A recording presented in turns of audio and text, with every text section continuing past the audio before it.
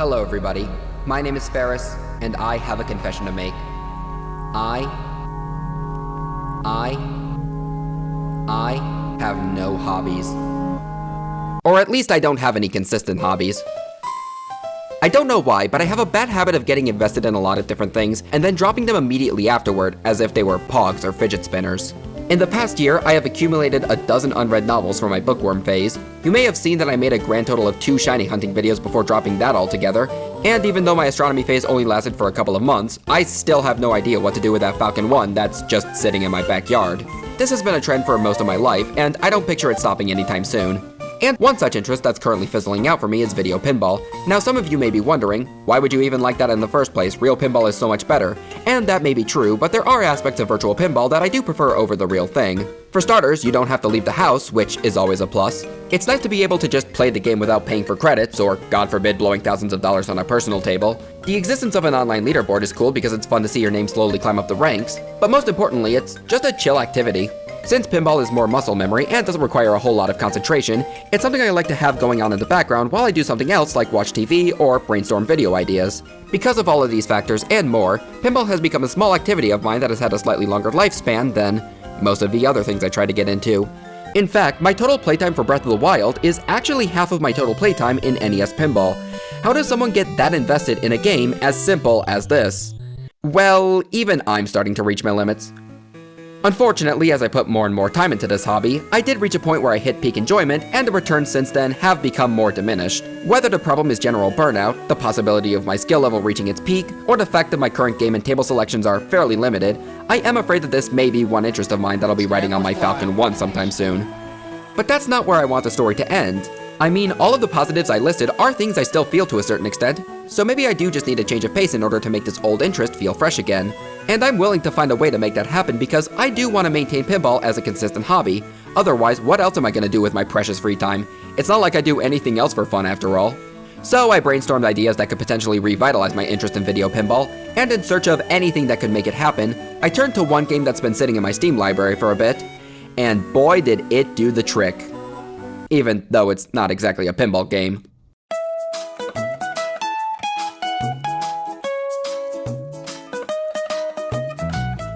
Yoku's Island Express is actually a 2D platformer that was released in 2018 and made by a company called Villa Gorilla. A game by Villa Gorilla. This is the first and so far only game developed by the company, so you may not be familiar with them, but odds are that you have heard of Team 17. They're the company behind the Worms and Overcooked series, and they have published a bunch of other beloved games, including this one.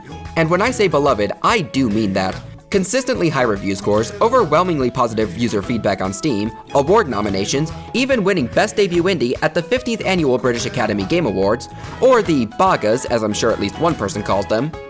Probably not. But after learning all of that, and hearing this incredibly catchy opening theme, my expectations are certainly raised. So let's see if Yoku's Island Express is a great new addition to my growing list of obsessions, or if I have become yet another victim of the hype train, and I then have to try and see if pogo sticking is the right hobby for me. Please let this game be good. In the opening cutscene, we see an adorable little beetle, presumably named Yoku, who wants to make it as a postman in this cutthroat world. Yoku is so determined to follow his dream, he's even willing to travel across the pond to find work. And given that he's supposed to be a dung beetle, this whole ocean could very well be a literal pond. Unfortunately, his relocation hits a rough spot when his new home, the island of Mokumana, suddenly becomes attacked by an unknown threat, and the unrest disturbs the waters, which inevitably causes Yoku to fall overboard. And since he lost his work hat to a fish, I guess you could say this was both a capsize and a capsize. To make matters worse, however, is that once Yoku washes back on shore, he finds out that in the wreckage he became tangled with a boulder.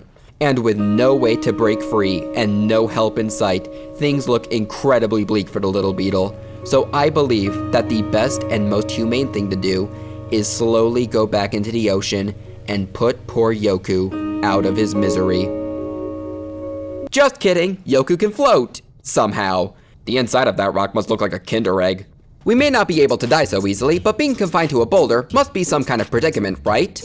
Well, Yoku is a dung beetle, and they are known for their balls, so naturally he can roll this rock Katamari style across the island, and conveniently the former postman of Mokumana happened to be nearby. Side note, I read through a couple of Danganronpa mangas recently, and the challenge of not referring to it as Monokuma Island is very prevalent. Here's hoping that this voiceover does not take 6 hours to record. So naturally, he can roll this rock Katamari style across the island, and conveniently, the former postman of Monokuma That's number one! That's number one! Anyways, I think we should chat with the old mailman to see what's up, and for those watching who grew up in the N64 days of gaming, I think you're going to like what you hear.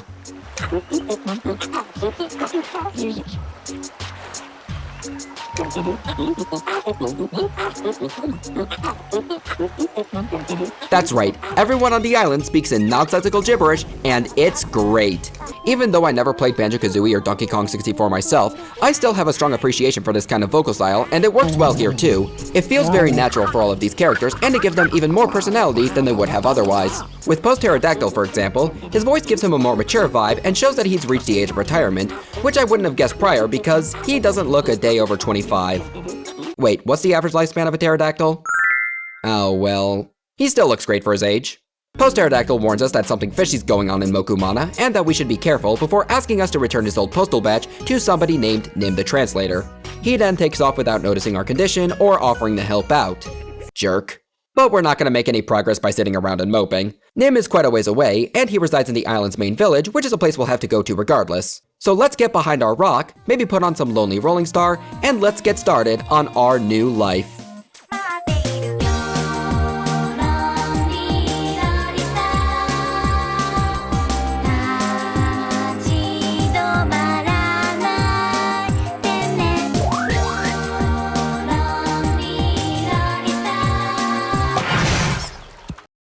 Well, that's a mood killer.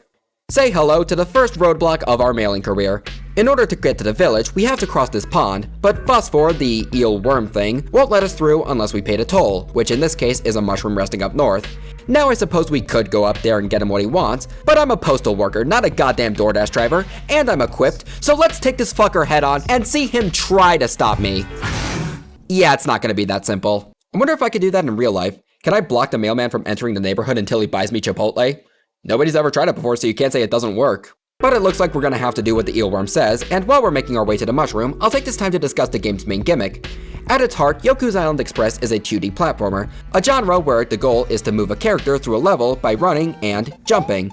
Mario jumps, Sonic jumps, Rayman jumps, Mega Man jumps, everybody jumps.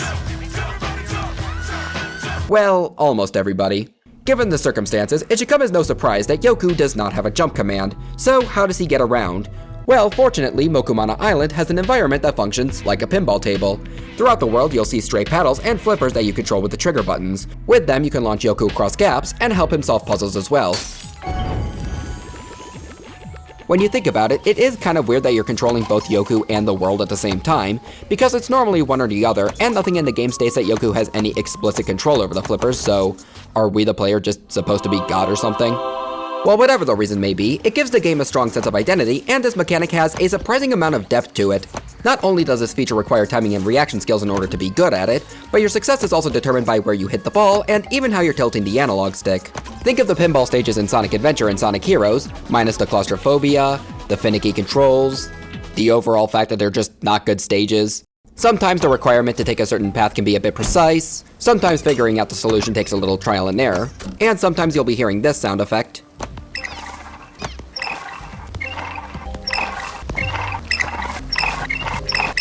Okay, not sometimes, you'll be hearing that a lot. But if you keep experimenting and stay persistent, you will eventually figure out what to do. And I never felt like I made it through an area by random luck. The solutions always made sense to me, and whenever I began another playthrough, I found myself being able to navigate through the world a lot quicker.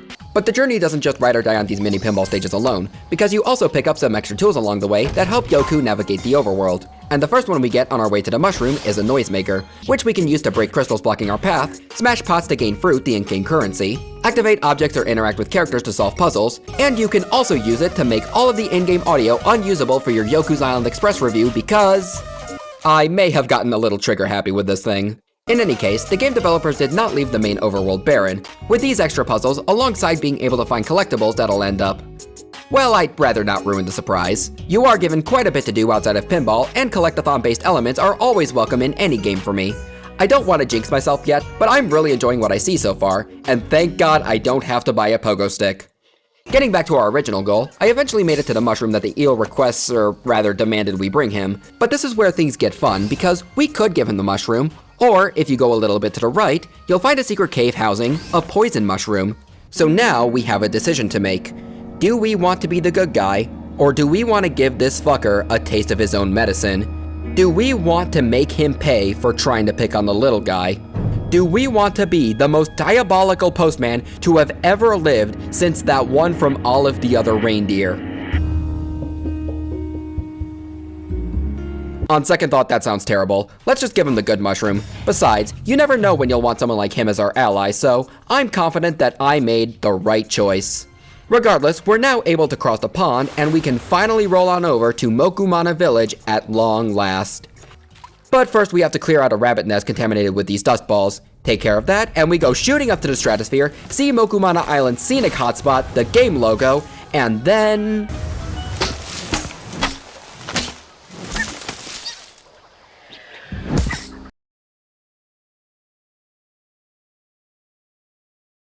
And Yoku never woke up.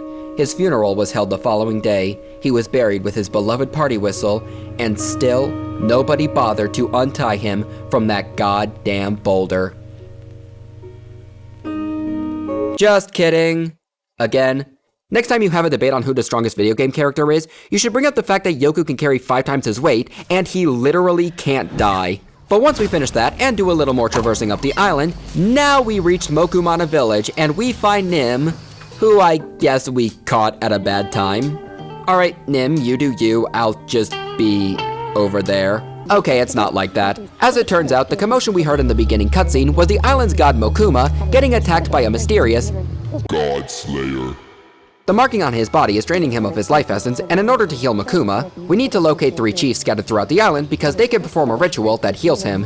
And if Mokuma were to fall, the island would collapse, everybody would be underwater, and no one would be safe from having their clothes stolen by fish. Not that anybody here wears clothes, but again, not judging.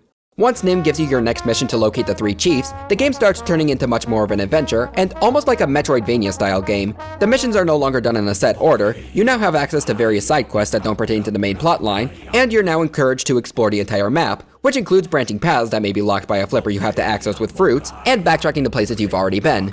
The game stays true to the basic pinball scheme, but plenty of smaller mechanics are thrown into every new area, so it never becomes too repetitive. And you also gain access to new items that help you see more of the overworld, including a way to dive underwater, and a way to suck up exploding slugs that are in heat. Hey, the game said it, not me. My favorite item has to be this one that lets you swing on certain flowers, and you can fling yourself across gaps with it. If you like that one minigame from SpongeBob Lights Camera Pants, don't know how many of you there are, but it's just like that, and it's just as fun. Though there is one part where you have to climb up a giant beanstalk, and it's a task. There's no feeling more intense than starting over. If you deleted your homework the day if you before won some it was money due, at the casino, if you got your and then best put all your shirt winnings dry on red, cleaned but it before it came went up black. And B If you're games not are ready rough for that, assemblages of like found if you've already had a objects. bad day, Designers and slap what you're them about to together go very through might be quickly and too much. freely. That And they're the often time too rough and digital unfriendly world to game orange enjoy. will The player is constantly it might take you an hour to get a lot of people most obstacles in video game worlds are they poke at it, exploring the limits of your ability to get through them, once you have the correct method, or the correct equipment, or just by spending enough time. And even though I could easily spend another half hour gushing over every new mechanic, every new character, and all of the amazing locations you'll come across, I also don't want to completely ruin the experience for anybody watching who might want to try to game out for themselves, so I think I'll close it off here. If I hadn't made it clear yet, I really loved Yoku's Island Express, and I highly recommend it to all of you. This is one of those rare games where I honestly have zero complaints. I even browsed through some of the negative reviews on Steam, and I still have nothing. Most of the criticisms are either directed towards the game's overly precise platforming requirements, the excessive amounts of backtracking you have to do at points, or the overall gameplay feeling repetitive over time. If these sound like things that may bother you, then you may not love Yoku as much as I do, and I may be a bit biased because I do like video pinball, but I never really had a problem with any of these, and specifically in regards to the stale gameplay criticism. I want to mention that some of these reviews were published before the game developers added a randomizer mode, and not just one, but 3 different types depending on your skill level, with one of them being specifically catered to the game's speedrunning community. Not only does this add tremendous replay value to the game, but it also gives you an incentive to learn speedrunning tactics, which is not something that many games do. I've only messed around with the basic randomizer option so far, and that alone has gotten me to invest several more hours into this game.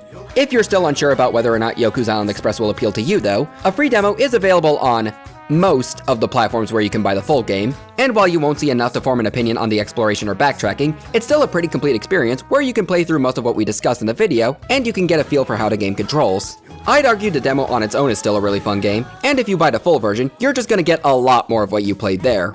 I'm not quite sure what Villa Gorilla's plans are for the future, but if they do have another game in the works, I'll be looking forward to trying it out myself. It's been a while since I felt this enthusiastic about a video game, but Yoku's Island Express is so well made and so catered to all of my personal interests, it's no surprise that I invested as much of my time in it as I did.